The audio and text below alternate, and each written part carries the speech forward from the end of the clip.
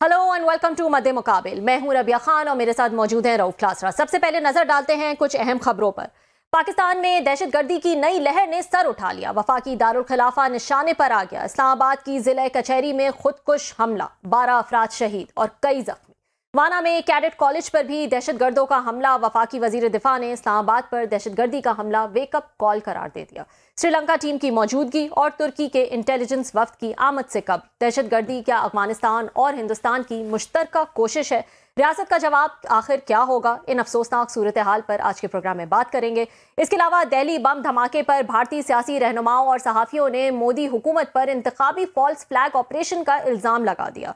मोदी हुकूमत बिहार इलेक्शन में सख्त मुश्किलात का शिकार हो गई। पाकिस्तान मुखालिफ प्रोपेगेंडा मुहिम नाकाम हो गई। इस अहम इशू पर भी बात करेंगे और इन तमाम दिफाई इशूज पर बात करने के लिए हमारे साथ मौजूद होंगे सीनियर तज्जियाकार कामरान यूसुफ और इनसे तफसीलात जानेंगे। इसके अलावा सेनेट से मंजूरी के बाद 27वीं आईनी तरमीम का बिल कौमी असेंबली में पेश कर दिया गया। वफाकी वजीर कानून ने सुमोटो पर वजीर आजम को घर भिजवाने का जिक्र छेड़ दिया। काले कोट पहनकर कौन सुप्रीम कोर्ट गया था? इस वक्त कहते थे यूसुफ रजा गिलानी, नीचे उतरो, ये कोई जंगल का कानून नहीं है। साबिक गवर्नर लतीफ खोसा की पार्लियामेंट में धुआंधार तकरीर। बैरिस्टर गौहर ने 27वीं तरमीम को बाकू तरमीम करार दे दिया। मौलाना फजल रहमान का अपने मेंबरान कौमी असेंबली को तरमीम की मुखालफत का हुक्म। सियासी सूरत हाल पर भी बात करेंगे। आज के शो में आमिर इलियास राना साहब जो है वो हमारे साथ मौजूद होंगे। लेकिन सबसे पहले बात कर लेते हैं सिक्योरिटी हालात के हवाले से और इस पर बात करने के लिए सीनियर तज्जियाकार कामरान यूसुफ साहब जो है वो हमारे साथ मौजूद हैं। अस्सलाम वालेकुम कामरान साहब, बहुत शुक्रिया ज्वाइन करने के लिए। जी बहुत शुक्रिया। अस्सलाम वालेकुम कामरान साहब, सबसे पहले तो मैं आपसे अपडेट चाहूंगी। जो G11 में हुआ वो तो हम सबके सामने है, लेकिन वाना कैडेट कॉलेज की इस वक्त लेटेस्ट अपडेट जो है वो आपके पास क्या है? देखिए, जो इत्तलात तो यही आ रही हैं, जो सिक्योरिटी फोर्सेस और ISPR भी कह रहे हैं कि उसमें मेरे ख्याल में ज्यादातर लोगों को जो बाजियाब करा दिया गया है और ये कल से सिचुएशन वहां पे डेवलप हो रही थी। जाहिर है कि इस्लामाबाद में कुछ G11 में ये वाक़या हुआ, ये सारी हमारी आंखों के सामने। इनफैक्ट मैं अभी भी कुछ G11 की जो साइट है वहीं से वापस सामने आ रहा हूँ। बट साउथ वजीरिस्तान वाना मीडिया की नजरों से दूर है, ओझल है। और जो कल भी ISPR ने कहा था कि ये बिल्कुल उसी तर्ज का एक अटैक करने की कोशिश की गई थी जो दिसंबर 2014 में आर्मी पब्लिक स्कूल का जो अंदरनाक वाकया था। लेकिन खुशकिस्मती से पाकिस्तानी सिक्योरिटी फोर्सेस की बर्वक्त कार्रवाई के नतीजे में वो जो दहशतगर्द है अपने मकासद में कामयाब नहीं हो पाए। But still this is alarming. I think साबका कबायली इलाकों में या AP बलूचिस्तान में तो दहशतगर्दी के वाकयात हो ही रहे थे, लेकिन कई सालों के बाद इस्लामाबाद में दहशतगर्दी का बड़ा वाकया होना, जिसको खुद वज़ीर दिफा ख्वाजा आसिफ ने कहा कि it's a wake up call, it is certainly a wake up call. और वो भी ऐसे वक्त में जब हमने देखा है कि पाकिस्तान अफगानिस्तान के जो एक डायलॉग चल रहा था, एक मुज़ाकरात और पीस की कोशिश जो है वो की जा रही थी। क्या किसी तंजीम ने अब तक इसकी जिम्मेदारी कबूल की है? क्या ऑफिशियली कोई बात आई है सामने? कॉन्फ्लिक्टिंग रिपोर्ट्स आ रही हैं। एक जो TTP का एक धड़ा है, जमातुल एहरार जिसे कहते हैं जी, उसने जिम्मेदारी कबूल की है कि ये हमला उन्होंने किया है। बट इंटरेस्टिंगली जो कलदम तरीके तालिबान पाकिस्तान है उसने जिम्मेदारी नहीं ली, बल्कि उसने डिनाई किया है कि इसमें हमारा कोई रोल है। लेकिन ये हम सब जानते हैं कि ये TTP बेसिकली एक अम्ब्रेला ऑर्गेनाइजेशन है और क्योंकि उनको अच्छी तरह से पता है कि इस मौके के ऊपर अगर उन्होंने अटैक किया है उसको ऑन करने का मतलब ये है कि मजीद दबाव अफगान तालिबान के ऊपर आएगा। तो सम टाइम टेक्टिकली वो क्या करते हैं, अटैक वही करते हैं, लेकिन जो क्लेम है, ये जिम्मेदारी है, किसी और से करवा देते हैं। As far as Pakistan is concern, Jamaatul Ahrar हो या इस तरह के दूसरे ग्रुप हो, इनको हम एक ही नजर से देखते हैं कि बेसिकली ये TTP की छतरी तले ही काम करते हैं। तो ये दो तरह के स्टेटमेंट्स आ रहे हैं। जमातुल एहरार ने जिम्मेदारी कबूल की है, जबकि TTP कहता है कि हमारा इसमें कोई रोल नहीं। जी। कामरान साहब बहुत शुक्रिया। एक तो आज हम इस्लामाबाद में इतनी बड़ी एक ट्रेजिक यहाँ पे वाकया हुआ है, हादसा हुआ, 12 लोगों के जैसे वहाँ पे उनकी अमवात हुई। ऐसे कल हमने देखा है वहाँ दिल्ली में भी हुआ, न्यू दिल्ली में भी हुआ है। दोनों नेबरिंग कंट्रीज हैं, दोनों ने एक न्यू नॉर्मल सेट किया है। पाकिस्तान ने कहा हुआ कि अगर इसमें अफगान तालिबान हुए तो हम रिस्पॉन्ड करेंगे, और वहाँ इंडियंस कहते हैं अगर कोई यहाँ से पाकिस्तान की तरफ से कोई शवाहद मिले तो हम रिस्पॉन्ड करेंगे। सो खिता जो है इस जंग के दहाने पे आ गए। तो इसको आप कैसे इसको देख रहे हैं जो वहाँ पे हुआ है, इंडिया में हुआ है, क्योंकि उनका कैपिटल इट वॉज हिट, ये इस्लामाबाद है, इट वॉज हिट। तो क्या सिचुएशन डेवलप होती लग रही है? वो इंडियंस क्या करने वाले हैं? आपका ट्वीट मैंने पढ़ा, आपने बड़ा खूबसूरत तरीके से सम अप किया पूरी सिचुएशन को। सो इस खिते को किस तरफ अब जाते देख रहे हैं सर? ये इंडियन रिस्पांस क्या हो सकता है और हमारा क्या हो सकता है अफगानिस्तान के लिए? आई थिंक जो पूरा खिता है, बिल्कुल आप ठीक कह रहे हैं, बिल्कुल एज के ऊपर है। एक तरफ पाकिस्तान अफगानिस्तान के ताल्लुकात, दूसरी तरफ पाकिस्तान भारत के ताल्लुकात, और फिर ये 24 घंटे के वक्फे के दौरान नई दिल्ली में ब्लास्ट होना, उसके बाद पाकिस्तान के कैपिटल इस्लामाबाद में ब्लास्ट होना, ये जो सिचुएशन डेवलप हो रही है काफी अलार्मिंग है। लेकिन एक चीज जरूर है कि अगर आप पहलगाम वाक़े को देखें और ये जो नई दिल्ली में ब्लास्ट हुआ है, इसमें एक जो फर्क मुझे नजर आया कि इंडिया का जो मेन स्ट्रीम मीडिया है इस दफा बहुत कॉशियस था। अभी तक उन्होंने डायरेक्टली फिंगर पॉइंटिंग नहीं की पाकिस्तान के ऊपर। यस, उन्होंने एक डॉक्टर का नाम लिया है जो मकबूजा कश्मीर का रहने वाला है, वो लाइकली सस्पेक्ट है। कई जो कुछ चैनल्स हैं वो जैश का लिंक एस्टेब्लिश कर रहे हैं, लेकिन अगर Indian prime minister Narendra Modi को देखें, उन्होंने वर्ड यूज किया है कि एक साजिश है। फिर इसी तरीके से उनके जो वज़ीर दाखिला है, उन्होंने कहा है कि जो भी इसके पीछे मुलविस है उनको कैफे के बाहर तक पहुंचाया जाएगा। लेकिन फिर दूसरा, इस्लामाबाद में भी ये अटैक होना, कुछ लोग इसको इस तनाजुर में भी देख रहे हैं क्योंकि क्या ये नई दिल्ली में जो हमला हुआ है, क्या उसका जवाब शायद यहाँ पर इंडिया की जो खुफिया एजेंसी है, ये प्रॉक्सी जो वॉर लड़ रहे हैं, प्राइम मिनिस्टर शहबाज शरीफ ने भी उसका हिंट दिया है।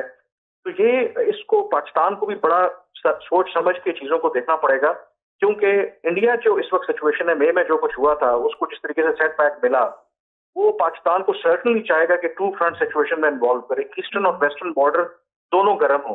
तो ये भी हमें देखने की जरूरत है कि क्या ये जो इस्लामाबाद में वाकया हुआ है, क्या इसमें कोई ऐसे एलिमेंट शामिल तो नहीं है कि जो दोनों फ्रंट जो है वो ओपन करवाना चाहते हैं। तरफ दिल्ली में कार्रवाई हुई है, दूसरी तरफ पाकिस्तान में ये इस्लामाबाद में वाकया हुआ है। लेट्स से कि पाकिस्तान अफगानिस्तान के खिलाफ कोई कार्रवाई करता है, उधर इंडिया हमारे खिलाफ कोई इस तरह का मिस एडवेंचर करने की कोशिश करता है, तो आई एम श्योर कि जो हमारे फैसला साज हैं इस सारी सिचुएशन को बड़ा बारीकी से ज्यादा ले रहे होंगे। बट ओवरऑल आई थिंक पूरा जो खिता है, आप कह सकते हैं कि बिल्कुल ये एज के ऊपर है। अच्छा कमरान, ये भी होगा वहां पे कि जो इंडियंस कहते थे न्यू नॉर्मल सेट हुआ और अब हम पे कुछ भी अटैक हुआ तो हम अटैक करेंगे, लेकिन इस्लामाबाद में उतनी इक्वली ही ये लेवल की जानी नुकसान हुआ है जितना कि कल हमने देखा है इंडिया में। वहाँ भी इनोसेंट लोग जो हैं दे लॉस्ट देयर लाइव्स, यहाँ पे भी इनोसेंट लोग जो हैं वो यहाँ पे जहाँ बाक हमारे यहाँ भी प्रॉक्सीज का दोबारा हम देख रहे हैं, सिलसिला शुरू हो गया। तो आप समझते हैं कि इस्लामाबाद में इस तरह का ये वाक़या होने के बाद इंडियंस जो हैं वो भी थोड़े से ठंडे पड़ गए होंगे कि ठीक है जी, हमारे यहाँ भी मारे गए हैं तो उनके यहाँ भी मारे गए हैं, तो चलें स्कोर बराबर हो गया है, क्योंकि लास्ट टाइम तो बराबर नहीं हुआ था, तो इसलिए दे केम एंड अटैक्ड अस। इस तरह की चीज़ आपको नज़र आ रही है वहाँ पे इंडिया में कि इस्लामाबाद वाले इस वाक़े के बाद ज़रा थोड़ी सी उनको ज़रा सख्त लफ्ज़ है, मैं कहना तो नहीं चाहूँगा, थोड़ी सी ठंडक पड़ गई होगी कि ठीक है कि हिसाब बराबर हो गया है? देखिए, ये तो मेरे ख्याल में कॉन्स्पिरेसी थ्योरीज है, कंजक्चरिंग है, आप उसको इस तनाजुर में देखते हैं। बट आई थिंक इंडिया का जो अभी तक का जो रद्द-ए-अमल है, उसमें आपने मेरे ट्वीट का भी जिक्र किया, उसमें अगर आप देखें तो इस दफा उनके मीडिया ने भी, और मीडिया को फीड करता है ज़ाहिर है कि उनका स्टेट जो एजेंसीज वगैरह है, उन्होंने बहुत ज्यादा पाकिस्तान का नाम नहीं लिया। शायद इस वजह से क्योंकि पहले पहलगाम वाक़या हुआ था, उसके बाद उन्होंने कहा था कि अब अगर कोई हमला होगा तो उसे ऐलान जंग तस्वुर किया जाएगा। तो शायद बीजेपी की गवर्नमेंट को जो मई में पाकिस्तान से सेटबैक मिला था, शिकस्त हुई है, वो भी समझते हैं कि अगर हमने एक दफा फिर इतना जो शोर किया तो ये ना हो कि वो चीज हमारे गले पड़ जाए। भी पॉसिबल कि उसका जवाब समटाइम ये होता है कि इंटेलिजेंस एजेंसीज होती हैं कि प्रॉक्सीज के जरिए जवाब दे दीजिए कि ठीक है आपने, मैं अस्यूम कर रहा हूँ जो आप एक कर रहे हैं कि उनको लगता है अगर ये पाकिस्तान ने करवाया है तो ठीक है भी, आपने हमारे 10 बंदे मारे हैं, 12 हम भी आपके मार देते हैं, आपने हमारे कैपिटल पे करवाया है, हम भी आपके कैपिटल पे हमला करवा देते हैं।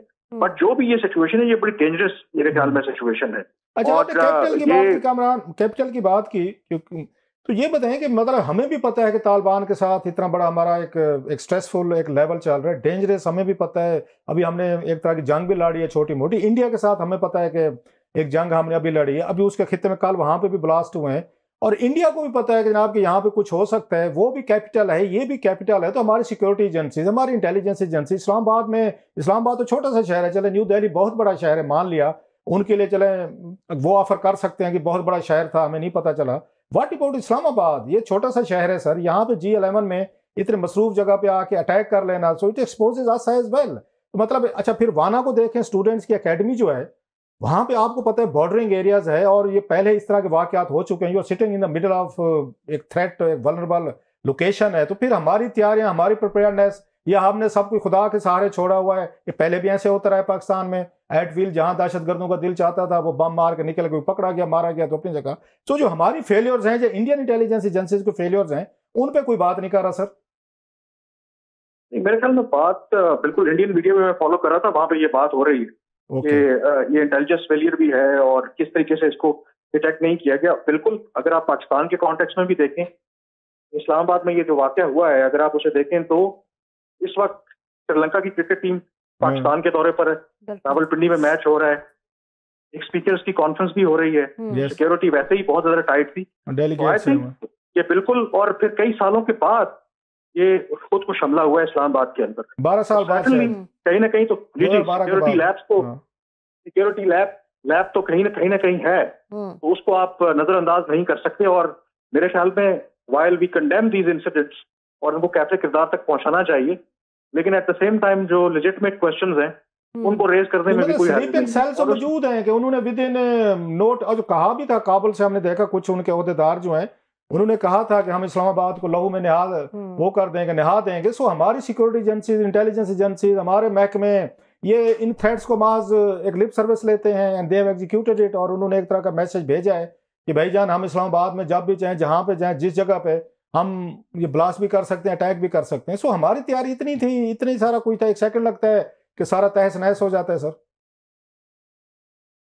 देखिए, ये मेरे ख्याल में जो आप बात कर रहे थे, मैं बीच में आपका एक सवाल का हिस्सा मिस कर गया, अगर आप उसको रिपीट कर दें तो। नहीं, मैं ये कह रहा था कि यहाँ पे जब हमें पता था कि यहाँ थ्रेट्स हैं और तालिबान ने भी कहा था, वहाँ के कुछ ओहदेदारों ने भी कहा था कि आप हमारे पे अटैक करेंगे तो विल कम बैक, हम इस्लामाबाद को लहू में वो कर देंगे, निहा देंगे, तो ये उसमें नहला देंगे। ये चीज़ें तो पता थी। इस्लामाबाद जैसे भी मतलब हमारे सिक्योरिटी एजेंसीज, हमारी इंटेलिजेंस एजेंसीज, हमारी फोर्सेज एंड ऑल जो मतलब मुतलका यहाँ पे इदारे हैं। इसी तरह वाना की मैं बात कर रहा था। वाना आपको पता है कि जनाब वहाँ पे इतने सारे बच्चे हैं, कैडेट्स हैं, सब कुछ है। You are sitting in a very एक वल्नरेबल लोकेशन पे हैं। तो हमारी तैयारियां, प्रिपेयर्डनेस, नोइंगली कि हमें थ्रेट्स हैं, तो हम इतना ईजी चीज़ों को क्यों ले लेते हैं, सबसे खुदा के सारे क्यों छोड़ देते हैं, एफर्ट्स क्यों नहीं करते कि कम से कम इंसानी तो करनी चाहिए। इस्लामाबाद जैसे इसमें तो स्लीपिंग सेल्स मौजूद हैं, इसका मतलब है वो जब चाहें किसी जगह पे आपके बंदे मार सकते हैं। देखिए, इसमें मेरा जो ख्याल है कि बिल्कुल आप ठीक कह रहे हैं। ऐसा नहीं है कि पाकिस्तान की जो सिक्योरिटी फोर्सेज हैं वो अलर्ट नहीं होंगे, क्योंकि बहुत दफा बहुत से counter terrorism operation intelligence based हो रहे होते हैं और तमाम चीजें पब्लिक नहीं होती। और अगर आप ओवरऑल देखें पिछले 4 सालों में दहशतगर्दी के वाकयात जितने हुए हैं वो केपी के इलाके में या बलूचिस्तान या बॉर्डरिंग एरियाज में हुए हैं। तो सम टाइम इस तरह के जो वाकयात हैं, आपको एक चांस चाहिए, तो शायद वो एक जो मौका है, ये खुद कुछ जो हमलावर था उससे मिल गया है और उससे साइकोलॉजिकल ब्लो जरूर हुआ है कि एक पिछले 12 साल से एक जो सेंस ऑफ सिक्योरिटी थी इस्लामाबाद के अंदर, वो जरूर एक शैटर हुई है। तो इसमें एब्सोल्यूट आप ये भी नहीं कह सकते कि जी हमारी जो सिक्योरिटी फोर्सेज हैं, ये इंटेलिजेंस एजेंसीज हैं, उनकी मुकम्मल तौर पर नाकामी है। इशू इज ओनली दिस कि यहाँ पर अब चैलेंज जो है वो बहुत बढ़ गया है। और इसमें बिल्कुल आप उसको लिंक कर सकते हैं, 3-4 रोज पहले तालिबान के एक सीनियर कमांडर ने यह बयान दिया था कि रूस और अमेरिका को हमने शिकस्त दी थी, वो तो हजारों मील दूर थे, आप तो हमारे पड़ोसी हैं, तो फिर तो हम जो हमारे नौजवान हैं आपके घर में जा करके कार्रवाइयां करेंगे। तो अगर आप उसको देखें, और फिर एक और इसका एंगल ये भी है कि चूंकि पाकिस्तान ने कहा कि अगर कोई भी मुस्तकबिल में अटैक होगा तो उसको हम स्विफ्टली रिस्पॉन्ड करेंगे, सीज फायर खत्म तस्वर होगी। तो क्या अफगान तालिबान के अंदर ऐसे लोग भी हैं कि वो पाकिस्तान को चैलेंज कर रहे हैं कि ठीक है, पहले तो हम केपी में हमले करवा रहे थे, अब हम इस्लामाबाद में भी करते हैं, तो कर लें आपने जो करना है। तो बड़ी एक डेंजरस मेरे ख्याल में आज वजीर दाखिला ने भी ये प्रेस कॉन्फ्रेंस की है, हमारे वजीर दिफा ने भी बड़ी सख्त उन्होंने स्टेटमेंट एज यूजुअल दिया। क्या पाकिस्तान रिस्पॉन्ड करेगा या रेस्ट्रेंट दिखाएगा कि नहीं, तालिबान के किसी की जिम्मेदारी का वेट करेगा? टीटीपी का जैसे आपने कहा उनकी स्ट्रेटेजी है कि इस तरह के अटैक भी कर लेते हैं, मैसेज भी भेज दिया कि जब चाहे आपको अटैक भी कर सकते हैं और आपकी इंटेलिजेंस सिक्योरिटी फोर्सेस सबको हम एक्सपोज भी कर सकते हैं, चुप करके साइड पे भी हो गए। पाकिस्तान क्या रिस्पॉन्ड करेगा? Will they again attack Kabul जैसे पिछले हमने महीने देखा, या फिर यही बयानबाजी होगी? आपको क्या लग रहा है जी? लेकिन जो लेटेस्ट रीसेंट जो ट्रैक रिकॉर्ड है पाकिस्तान का, मेरे ख्याल में मेरे लिए बहुत बड़ा सरप्राइज होगा कि अगर पाकिस्तान कोई जवाब नहीं देगा। मुझे तो लगता है कि जवाब पाकिस्तान की तरफ से आएगा, क्योंकि इस्लामाबाद को हिट करना ये कुछ छोटी बात नहीं है। और बच्चे थे सर, कैडेट थे, जो सारे बच्चे थे, 500 से ज्यादा बच्चे। वो तो बिल्कुल नो दैट, वो तो बिल्कुल अभी तो वो अटैक कल से वो जारी था और फिर इस्लामाबाद में भी हो गया। मैं कह रहा हूं कि उससे जो एक, अगर उस वाना का जो अटैक हुआ है अभी, तो उस पर भी जवाब शायद आना था, लेकिन उसके साथ ही फिर इस्लामाबाद में अटैक का होना, तो मेरा ख्याल है कि जवाब आएगा, सिर्फ उसके अंदर एक जो सिर्फ एलिमेंट है, क्योंकि शुरू में जिक्र भी किया था आपने कि तुर्की का एक डेलीगेशन जो हाई लेवल उसने पाकिस्तान आना है जी, तो क्या पाकिस्तान उसका इंतजार करेगा और उनके सामने भी ये जो शवायद है वो वाना का वाकया हो या इस्लामाबाद वाला वाकया हो उनके सामने रखेगा कि देखें ये चीज हम आपको कहते थे, और शायद उसमें 2-4 दिन का आप कह सकते हैं कि डिले हो जाए। बट मैं बहुत मेरे ख्याल में सरप्राइज हूँगा कि अगर पाकिस्तान की तरफ से जवाब नहीं आएगा, बल्कि I would go to the next level. मेरा जो ख्याल है, मैं इस वाक़े से पहले भी समझता था कि पाकिस्तान और अफगान तालिबान के रास्ते जुदा हो चुके हैं। I think Pakistan is done with Afghan Taliban. तो यही समझा, ये जो वाकया हुआ है इस्लामाबाद में, इट अपेयर्स कि वो कहते हैं जिसे ना कि last nail in the Afghan Taliban coffin, ये तो यही समझा जाए कि जो मुज़ाकरात हैं वो भी बिल्कुल कोलैप्स्ड हैं और जो सालिसों की कोशिशें हैं वो भी बिल्कुल नाकाम हो चुकी हैं। कामरान साहब, उनका भी कोई कंट्रोल जो है वो नहीं नजर आ रहा इस वक्त।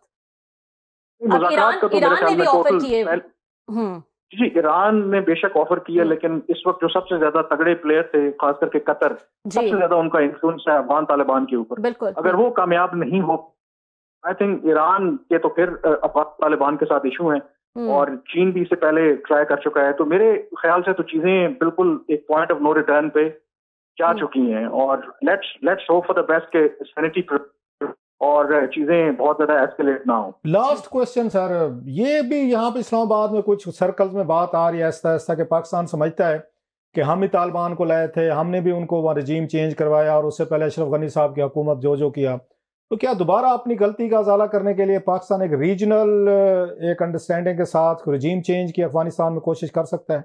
ये बातें हो रही हैं वैसे इस्लामाबाद में। पाकिस्तान पब्लिकली तो ये नहीं कहेगा, क्योंकि वो तो ऐसा नहीं होता। बट आई थिंक कि जब ऐसी सिचुएशन इवॉल्व होती है तो तमाम ऑप्शंस ऑन द टेबल होते हैं। ऑलरेडी पाकिस्तान ने इंडिकेट किया है कि अब हम इसे तालिबान रजीम कहते हैं, यानी कि एक ऐसी ग्रुप है जो काबिल है, लेजिटिमेट नहीं है। तो नेचुरली फिर उसमें बहुत से ऑप्शंस ऑन द टेबल होते हैं, तो इसको इम्कान को रद्द भी नहीं कर सकते। बट उस तरह की जो पॉलिसीज होती हैं वो पब्लिकली नहीं बल्कि आप प्राइवेटली परसू करते हैं। आई एम श्योर कि ऑलरेडी आई नो के रीजनल कंट्रीज के साथ बाकी जो प्लेयर्स हैं उनके साथ पाकिस्तान उनको एतमाद में लेने की कोशिश कर भी रहा है। ठीक, बहुत बहुत शुक्रिया कामरान साहब हमें ज्वाइन करने के लिए। कामरान यूसुफ, सीनियर दिफाई तज्जियाकार, हमारे साथ मौजूद थे। और कल से आज तक जो दहशतगर्द हमले, 2 दहशतगर्द हमले जो है वो देखे गए पाकिस्तान पे, उसकी तफसीलात से जो है वो हमें आगाह कर रहे थे। एक ब्रेक ले लेते हैं नाज़रीन, ब्रेक के बाद कुछ मजीद अहम खबरें वो भी शामिल करेंगे।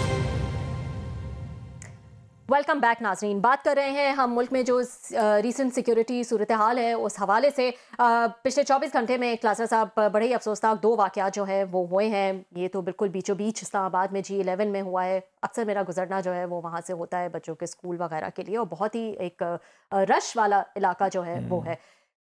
इसमें जो बात मैं सोच रही थी, आप कामरान साहब से भी पूछ रहे थे कि इसका ये मतलब है कि जो 2 हफ्ते से हम देख रहे थे और हम कह रहे थे कि थोड़ा बहुत सुकून है, कहीं जो है हमले नहीं हो रहे हैं, इसका मतलब रेडीनेस तो थी, वो जब चाहें जो है वो जहां चाहें वो हमला कर सकते हैं अपने टाइम के हिसाब से, अपनी सहूलत देखते हुए। ये बड़ा अहम सवाल है। सिर्फ ये 2 वाक़यात जो आपने वाना की बात की है या इस्लामाबाद, ये सिर्फ 2 नहीं 3 वाक़यात हैं जो कल वो न्यू दिल्ली में हुआ है।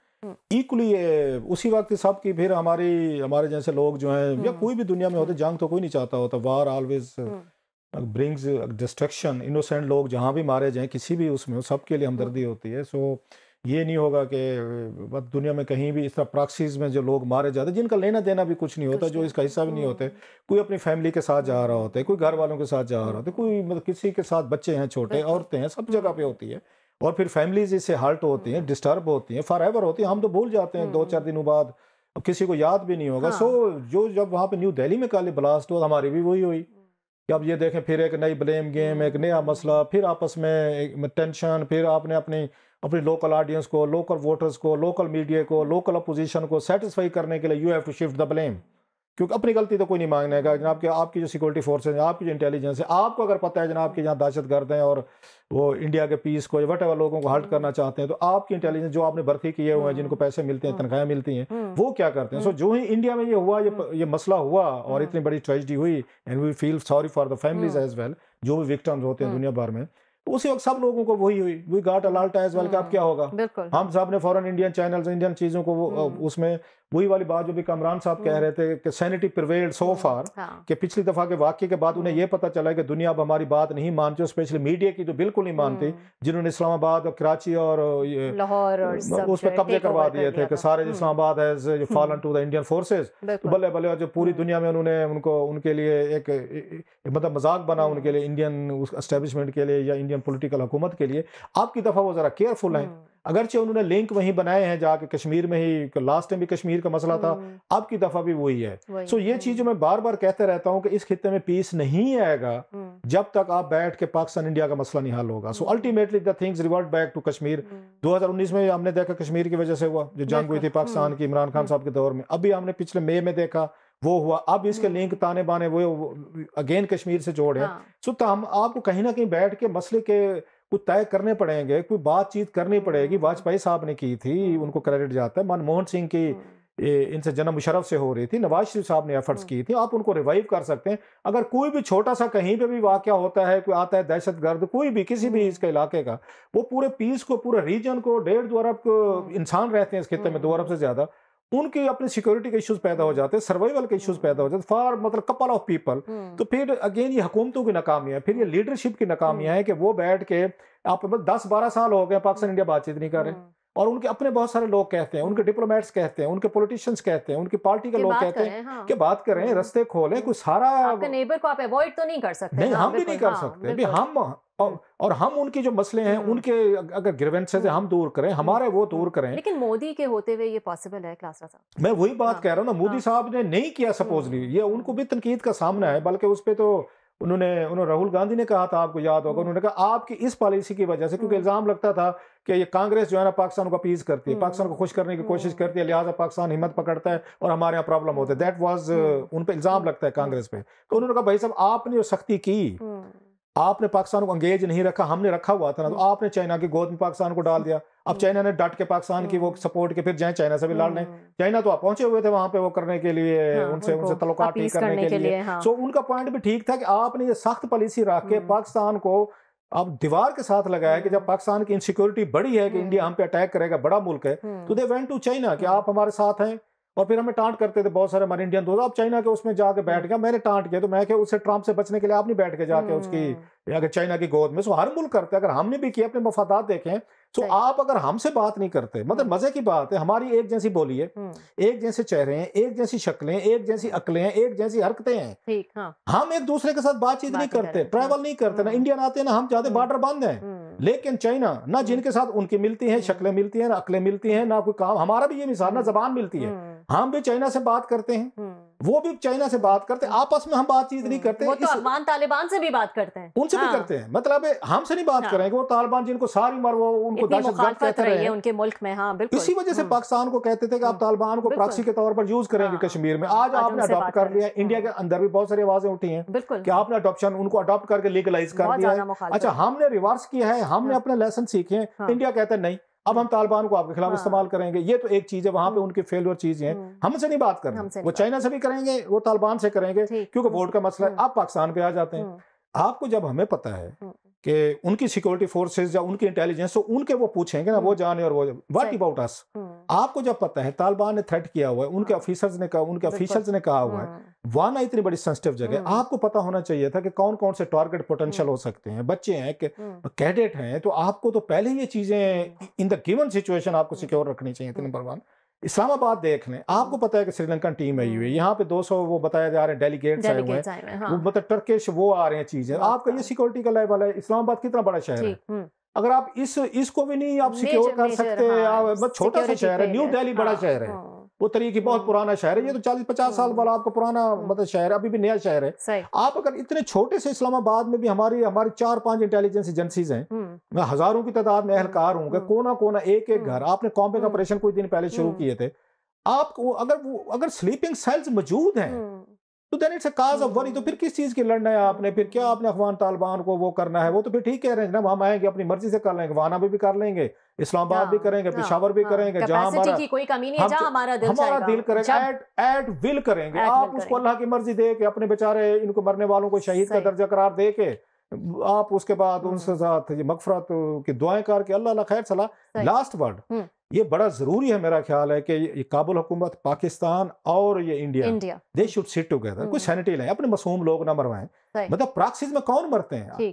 यही इनोसेंट लोग मरते हैं। वो बेशक इंडिया में हूँ, पाकिस्तान में हूँ या काबुल में हूँ, उसमें अफगानिस्तान में। आपने अगर मासूम लोगों को ही मारना है प्रॉक्सीज के नाम पे, कहीं बम तो कहीं पे कोई सिलेंडर तो कहीं पे कोई आपने कोई डिवाइसेस के जरिए उड़ाना है मासूम लोगों को जो बेचारे घरों को जा रहे हैं, फैमिलीज के अकेले कमाने वाले, और इसको आप बहादुरी समझते हैं जो भी हैं, तो मेरा ख्याल है ये हुकूमतों का कोई वैलिड कोई ये काम नहीं है। So you should sit together. मेरी उनसे भी ये है, अगर चाइना के पास आप जा सकते हैं ना, जिनके साथ आप पूरे अरसे उनके साथ भी जंगें लड़ी आपने, तो भाई साहब हमसे भी बातचीत कर। पाकिस्तान को भी खुला रहना चाहिए, इनको बातचीत करनी चाहिए, अफगानों उनसे अफगान से भी बात करने। बहरहाल हमारी ये ख्वाहिशें हैं, रीजनल पीस के लिए जरूरी है कि पाकिस्तान और इंडिया जो है वो आपस में, इनके मसले हैं ये सारे, इनकी वजह से पूरी दुनिया डिस्टर्ब है, पाकिस्तान इंडिया की वजह से डिस्टर्ब है। They have to fix it. वो करने नहीं है इन्होंने, होने नहीं। हमारी ख्वाहिश तो रहेगी कैसे होना चाहिए। बिल्कुल बिल्कुल। इसी पॉइंट पे नाज़रीन एक ब्रेक ले लेते हैं। ब्रेक के बाद बात करेंगे कुछ 27वीं तरमीम के हवाले से भी। See you after short break. Welcome back नाजरीन।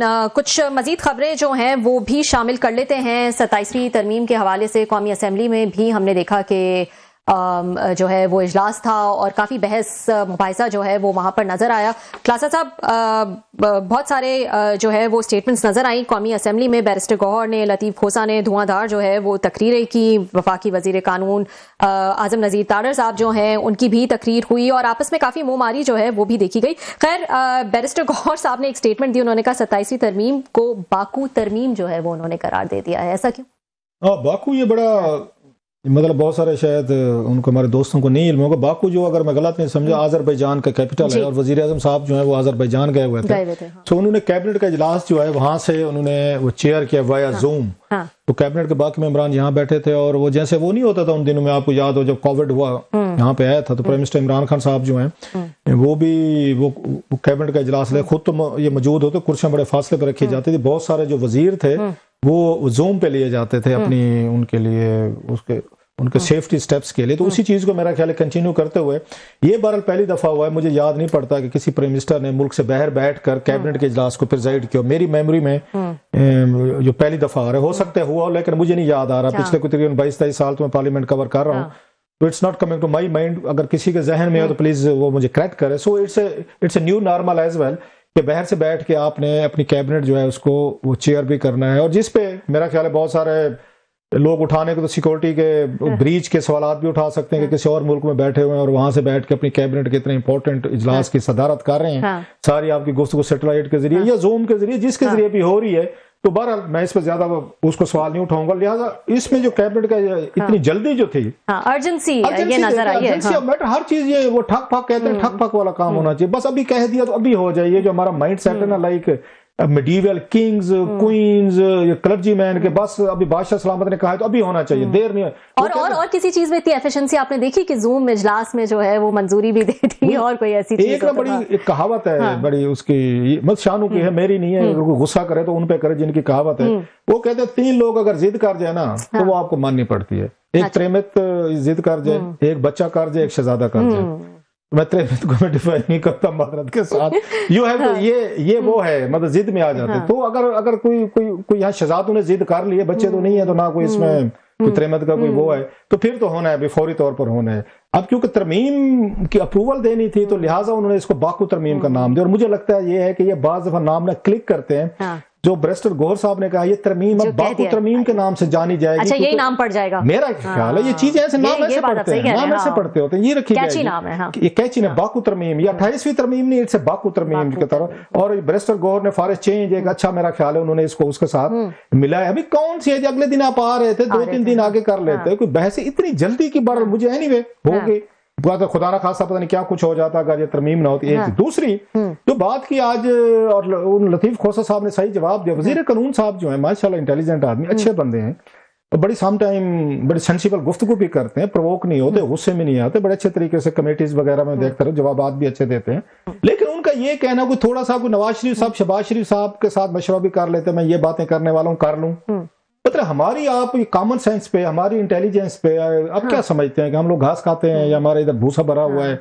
आप ये कह रहे हैं जनाब के वजीर आजम गिलानी, मतलब सुओ मोटो को आप जस्टिफाई कर रहे हैं कि हम इसके खिलाफ ला रहे हैं। वैसे जस्टिफाई करें जनाब कि हम भी इसका हिस्सा थे, हम भी साजिशें करते थे, हम भी काले कोट पहनते थे, हम भी जाते थे इफ्तिखार चौधरी साहब की अदालत में, गिलानी साहब के खिलाफ, हुसैन हक्कानी के खिलाफ, जरदारी साहब के खिलाफ, हम भी जाके वहाँ गद्दारी कमीशन बनवाते थे, हम भी। उन्होंने गिलानी साहब को किसने डिसमिस करवाया था? नहीं, खुद तो वो आसानी से बाहर निकल गए इस पूरी इक्वेशन में। मतलब ये है ना, थोड़ा सा तो जस्टिस करें ना। आप एक मतलब लॉ के जस्टिस के वजीर है, थोड़ा सा जस्टिस तो करें, हमारे साथ कर लें, तरीक के साथ कर लें कि ये गिलानी साहब को डिस्क्वालीफाई कराने वाले, घर भिजवाने वाले पीएमएल नवाज थी और नवाज शरीफ साहब और शहबाज शरीफ साहब पेश थे। आप गए और आपने सारी एग्जीक्यूशन करवा के गिलानी साहब को घर भेजा और सुबह मोटर से कार्रवाई शुरू हुई थी या जो भी पटिशन बाद में फाइल हुई। आज आप कह रहे हैं वजीर आजम गिलानी को भी घर भेजा गया, तो किसने भिजवाया था? अच्छा, वही चीज मेंशन भी कर रहे हैं और वो उसका क्रेडिट ले रहे हैं, उसको जस्टिफाई कर रहे हैं। बिल्कुल रीजन एकदम नहीं थे। तो लतीफ खोसे साहब ने सही कहा, भाई साहब आप लोग उस वक्त गिलानी साहब को मतलब है वो कहते हैं कि मतलब हर शय पे आप सच्चे हैं। आप जो इतना बड़ा एक उसमें लेकर आ रहे हैं आईनी तरामीम, और मैं समझता हूँ बहुत सारी चीजें इसमें ऐसी है जो नहीं होनी चाहिए थी। इतनी मैसिव पावर्स का सुरेंडर पाकिस्तानी तरीक में नहीं किया होगा जो प्रेसिडेंट ऑफ पाकिस्तान कर रहे हैं, पार्लियामेंट कर रहे हैं, वजीर आजम कर रहे हैं। अब ताना क्या दे रहे हैं कि गिलानी साहब वाला, ये ताना तो आपको मिलता है, आपने तो ये ताना पड़ता है काले कोट पहन के आप लोग गए थे, उस नवाज शरीफ साहब भी गए और ये शहबाज शरीफ साहब भी गए और कमीशन बनवा के बगैर नोटिस किए आप बनवा के ले, मेमो गेट पे आप गए थे, आपने गिलानी साहब की डिस्क्वालिफिकेशन लेटर लिखना था, आप लोग गए थे। ये नवाज शरीफ साहब की तकरीरें हैं कि गिलानी साहब आप इस्तीफा दें, घर जाएं, ये आपकी तकरीरें हैं, आपने किया था। आज कहते हैं जनाब के इसमें वजीर आजम भी घर जाते रहे। आज क्योंकि अब आपकी थोड़ी साइड्स बदलेगी हैं, पीपल्स पार्टी वो इकट्ठे बैठे हुए हैं। अच्छा, ये ताना भी नहीं बनता बार बार कहना पीटीआई, क्योंकि आपके दौर में तो 5 मिनट में हो जाता था, स्पीकर कहते थे पढ़ और समझ लिया जाए। और भाई आपका एक पॉलिटिकल आपकी पार्टी जो है वो कहती है नवाज शरीफ और ये पीपल्स पार्टी कि हमने एस्टेब्लिशमेंट के खिलाफ जद्दोजहद की है। आपने जनरल जिया के खिलाफ की तो इन्होंने मुशर्रफ के खिलाफ की, उनको फांसियां लगी तो आपके जो थे आप एग्जाइल में गए। आपसे ज्यादा बेहतर तवक्को की जाती है, इमरान खान साहब से नहीं की जा सकती। तो आपको उनको आज टांट करना कि इमरान खान साहब के दौर में ये हो रहा था, असद कैसरी वो कर रहे थे, अब उनका दौर चला गया, ऐसा भी आपका दौर है। आप अपने कंडक्ट से आप साबित करें कितने डेमोक्रेट हैं, कितने पार्लियामेंट के सुप्रीमेसी पे बिलीव करते हैं, आप कितनी प्रोटेक्शन करना चाहते हैं। ये ताने उनको देना कि आपने किया तो हमने किया, ये कोई जवाब नहीं है। पीपल्स पार्टी नवाज लीग का ये कोई जवाब नहीं है कि you are comparing yourself with Imran Khan.